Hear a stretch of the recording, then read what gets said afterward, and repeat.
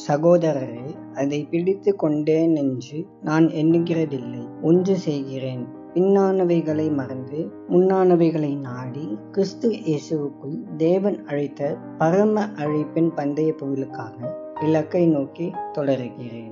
பிலிப்பியர் 3வது அதிகாரம் வசனங்கள் 13 மற்றும் 14.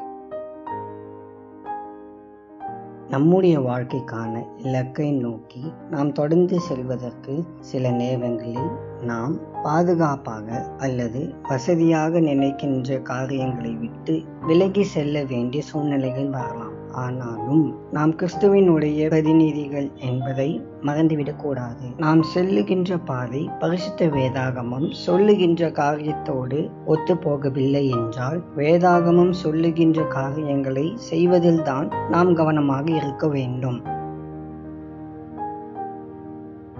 அன்பின் ஆண்டவரே, உமக்கு ஸ்தோத்திரம். கர்த்தாவே, இந்த நல்ல நாளுக்காக உமக்கு நன்றி. நீர் எங்களோடு இருந்து எங்களை பாதுகாத்து வழிநடத்தி வருகிற உம்முடைய தயவுக்காக ஸ்தோத்திரம். ஆண்டவரே, எங்களுக்கு என்ன நேரிட்டாலும் உம்முடைய பாதையை நாங்கள் பற்றி கொள்ள எங்களுக்கு உதவி செய்யும். எங்களை ஆசீர்வதித்து வழி நடத்தும். இயேசுவின் மூலம் ஜெபிக்கிறோம் பிதாவே, ஆமேன்.